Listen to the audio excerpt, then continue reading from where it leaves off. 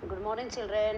कैसे हो? बहुत दिनों बाद मैं आप लोगों से मिल रही हूँ। आज मेरा पहला पीरियड है संस्कृत का। बहुत टाइम से सोच रही थी कि अब तो संस्कृत भी पढ़ानी चाहिए। बहुत टाइम से मैं क्लास 4 के बच्चे, जो मेरे प्यारे बच्चे थे, वो क्लास फिफ्थ में आ चुके हैं। इसीलिए मुझे आज बहुत खुशी हो रही है आप सबको पढ़ाने पढ़ाने जा रही हूँ। मैं मुझे बता नहीं सकती कि मैं बहुत टाइम से वेट कर रही थी कि मैं कब संस्कृत पढ़ाऊँगी, कब मेरा नंबर आएगा संस्कृत पढ़ाने का क्लास 5th को। तो वो आज आ चुका है। तो बच्चों, पाठ पढ़ाने से पहले मैं आपको कुछ संस्कृत के बारे में बताना चाहती हूँ। और मुझे ये भी पता है कि आप लोगों के पास संस्कृत की बुक नहीं है, इसीलिए मैंने संस्कृत की पीडीएफ बना के, बुक की पीडीएफ बना के वेबसाइट में डाली है। अभी कुछ पेजेस की है। तो उसके बाद जैसे जैसे मैं पढ़ाती रहूँगी, वो पीडीएफ मैं आपको वेबसाइट में डालती रहूँगी, तो आप उसके अकॉर्डिंग पढ़ लेना और मेरा वीडियो भी आप तक पहुँच जाएगा। तो बच्चों, संस्कृत पढ़ाने से पहले मैं आपको ये बताना चाहती हूँ, कुछ संस्कृत के बारे में बताना चाहती हूँ। संस्कृत भाषा जो है वो बहुत प्राचीन भाषा है। प्राचीन भाषा का मतलब संस्कृत भाषा जो हमारी बहुत पुरानी भाषा है, ठीक है। परंतु इसका प्रयोग आज भी किया जाता है। संस्कृत भाषा आज के तारीख में भी संस्कृत की बहुत वैल्यू है, संस्कृत भाषा की बहुत इम्पोर्टेंस है। वैसे तो हम बहुत सारी भाषाएं बोलते हैं, सीखते हैं, और अन्य बहुत तरह तरह की भाषा हम लोगों को आती भी होगी।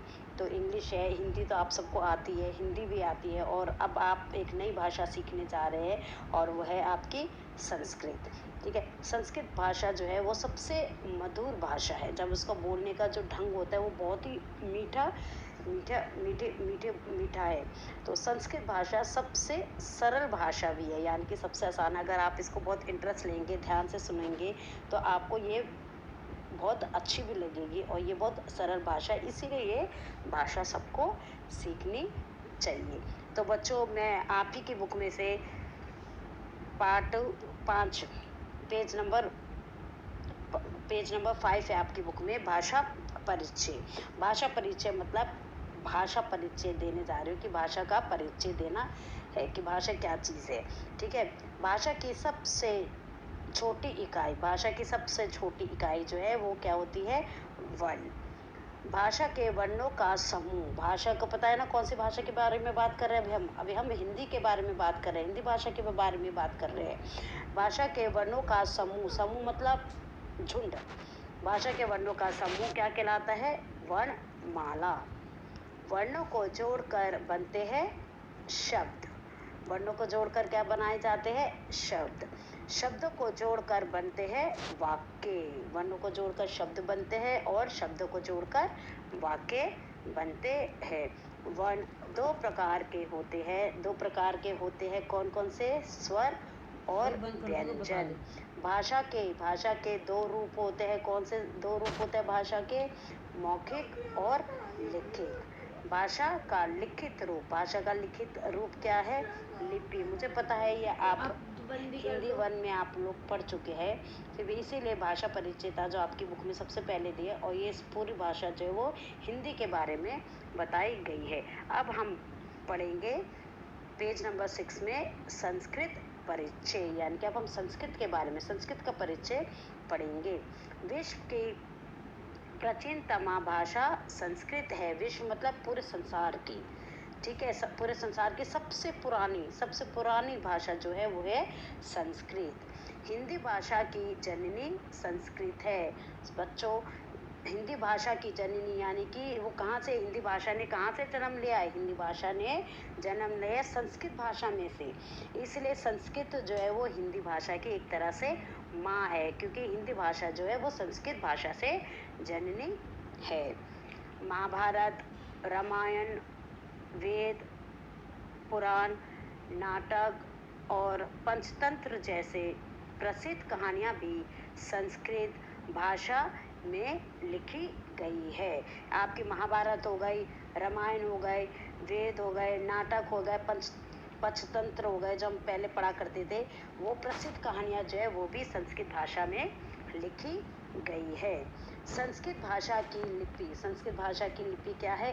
देवनागरी। ऐसे ही हिंदी भाषा की लिपि भी देवनागरी है। क्यों? क्योंकि हिंदी भाषा जो है वो संस्कृत भाषा से ही जननी है, इसीलिए दोनों भाषा की लिपि जो है वो देवनागरी है। कंप्यूटर के लिए सबसे उपयोगी भाषा संस्कृत है। आज के टाइम पे भी कंप्यूटर के लिए सबसे उपयोगी भाषा जो है वो संस्कृत है। संस्कृत भाषा में 3 वचन होते हैं। संस्कृत भाषा के 3 वचन होते हैं। आपने हिंदी में तो 2 वचन पढ़े थे, 2 वचन, एक वचन और बहुवचन, पर संस्कृत में हम आगे पढ़ेंगे 3 वचन, एक वचन, दिव्य वचन और बहुवचन। तो एक वचन जो है वो एक संख्या का बोध कराता है, दिव्य वचन जो है वो 2 संख्या का बोध कराता है और बहुवचन जो है वो 1 और 2 से अधिक संख्या का बोध कराता है। इसलिए संस्कृत भाषा में 3 वचन है, ये हम आगे पढ़ेंगे। संस्कृत भाषा में 3 लिंग होते हैं। ऐसे ही संस्कृत भाषा में 3 लिंग है। वैसे तो हिंदी भाषा में कितने लिंग हमने पढ़ाए थे पहले, मैंने आपको क्लास 4th में 2, कौन कौन से, स्त्रीलिंग और पुल्लिंग। इधर संस्कृत भाषा में 3 लिंग है, स्त्रीलिंग, पुल्लिंग और नपुंसकलिंग। नपुंसकलिंग, स्त्रीलिंग और पुल्लिंग। पुल्लिंग जो पुरुष जाति का बोध कराते हैं, स्त्रीलिंग जो स्त्री जाति का बोध कराते हैं और नपुंसकलिंग ना तो पुरुष होते हैं और ना स्त्री जाति का बोध कराते हैं। वो अदर जो कि स्थित रहते हैं अपने उसमें, जिसमें जीव लिए जाने, वो नपुंसकलिंग होते हैं। उसके बाद हम पढ़ेंगे संस्कृत भाषा में प्रस्तुत हलंत और विसर्ग इसे हिंदी भाषा से अलग पहचान देते हैं। संस्कृत भाषा के दो चिन्ह जो बहुत ही इम्पोर्टेंट है संस्कृत भाषा में। एक तो हलंत होता है, जो वर्णों के नीचे तिरछी रेखा खींचते हैं, हम उसको हम हलंत कहते हैं। और विसर्ग जो वर्णों के बाद में लगाए जाते हैं, 2 बिंदु जो वर्णों के बाद में लगाए जाते हैं, वो क्लास 4th में मैंने आप लोगों को पढ़ाया होगा। वो विसर्ग उसे हिंदी भाषा से अलग पहचान देती है।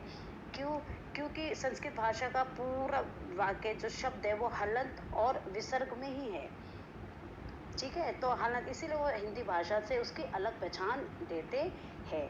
ऐसे ही विसर्ग अनेक संस्कृत शब्दों के अंत में आता है, हा के उच्चारण से बोला जाता है। जैसे विसर्ग जो है वो अलग संस्कृत भाषा के उसमें अंत में आता है और इसके बोलने का जो उच्चारण करते हैं तो उसमें हा की ध्वनि आती है, हा। जैसे राम, हा, तो राम, हा की जगह हम लोग जो है वो विसर्ग का प्रयोग करते हैं। राम, हा, रा, आ, मा, हा, ये हो गया राम, हा। पर हा जो है उसकी जगह हम विसर्ग करेंगे रामहा। ऐसे हम जब बालक लिखेंगे बालकहा, शेर सिंहा लिखेंगे सिंहा, गज गजहा। तो विसर्ग की जगह जो है वो आ की ध्वनि आती है, गझा, अझा, ठीक है। गझा मतलब क्या होता है, हाथी। अझा मतलब क्या होता है, बकरा। क्योंकि ये प्रूनिंग के मैंने शब्द दिए प्रूनिंग से, तो इस बात का हमेशा ध्यान रखना, जब हम विसर्ग लगाते हैं, विसर्ग का उच्चारण जो है वो हा होता है और बोलते वक्त हा के स्थान पे हम विसर्ग लगाते हैं। रामहा, बालहा, सिंहा, गझा, कपोथा, ठीक है, आदि। इसको आगे जब हम एक वचन, द्विवचन, बहुवचन पढ़ाएंगे, जब मैं इसको आगे और भी अच्छे से खुले से आपको पढ़ाऊंगी। तो बच्चों फिर मैं आपको एक बार हम फिर से देख लेते हैं कि आज हमने क्या पढ़ा है। संस्कृत परिचय, भाषा परिचय तो आपको पहले ही पता है, इसलिए मैं आपको संस्कृत परिचय दोबारा से बताती हूँ। विश्व की प्राचीन भाषा संस्कृत, हिंदी भाषा की जननी संस्कृत, महाभारत, रामायण, वेद, नाटक और पंचतंत्र जैसे प्रसिद्ध कहानियां भी संस्कृत भाषा में लिखी गई है। संस्कृत भाषा की लिपि देवनागरी। कंप्यूटर के लिए सबसे उपयोगी भाषा कौन सी है, संस्कृत। संस्कृत भाषा में 3 वचन, एक वचन, दिव्य वचन और बहुवचन। संस्कृत भाषा में 3 लिंग, स्त्रीलिंग, पुल्लिंग और नपुंसकलिंग। तो बच्चों आज इस पाठ को, संस्कृत को मैं यहीं पर समाप्त करती हूँ और इससे आधारित क्वेश्चन आंसर जो है, मैं प्रश्न उत्तर जो है, इसी पाठ के आधारित प्रश्न उत्तर जो है वो आपको मैं कल गृह कार्य में दूंगी। गृह कार्य में मैं प्रश्न के साथ साथ उत्तर भी लिख के दूंगी। एक और विशेष बात आप लोग को ध्यान देनी है, जब पाठ का नाम लिखेंगे वो आपको ब्लैक पेन से लिखना है, ठीक है। प्रश्नों के उत्तर लिखेंगे वो आपको ब्लैक पेन से लिखना है। प्रश्न लिखेंगे वो भी आपको ब्लैक पेन से लिखना है, पर सारे जितनी बार आप प्रश्न लिखेंगे उसको आप ब्लैक पेन से लिखेंगे, उत्तर आपको ब्लू पेन से लिखेंगे।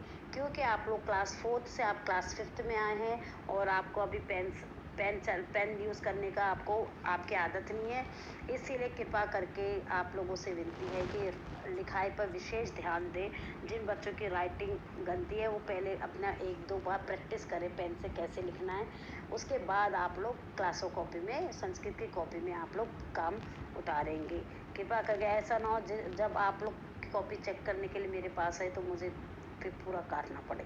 तो इसीलिए कोशिश करिएगा कि पाठ को अच्छे से सुंदर लिखाई में, जितने सुंदर आप हो उससे भी ज़्यादा सुंदर लिखाई आपकी होनी चाहिए। तो एक बार मैं आपको पाठ 1 भाषा परिचय पहले करेंगे, फिर पाठ 2 संस्कृत परिचय के प्रश्नोत्तर हम बाद में करेंगे और अलग अलग पेज में हम उसके करेंगे। तो पाठ 1 भाषा परिचय। प्रश्नों के उत्तर लिखिए। वर्ण किसे कहते हैं, उदाहरण लिखो। जिस मूल ध्वनि के टुकड़े नहीं हो सकते उसे वर्ण कहते हैं, जैसे अ, क, मा, ई, ट आदि। वर्ण में स्वर और व्यंजन दोनों ही आते हैं। प्रश्न 2, वर्णमाला किसे कहते हैं? वर्णों के समूह को वर्णमाला कहते हैं। वर्ण के कितने भेद होते हैं, नाम लिखो। उत्तर 3, वर्ण के 2 भेद है, स्वर और व्यंजन। प्रश्न 4, भाषा के कितने रूप होते हैं, नाम लिखो। भाषा के 2 रूप है, मौखिक भाषा और लिखित भाषा। प्रश्न 5, भाषा का लिखित रूप क्या है? उत्तर 5, भाषा का लिखित रूप लिपि है।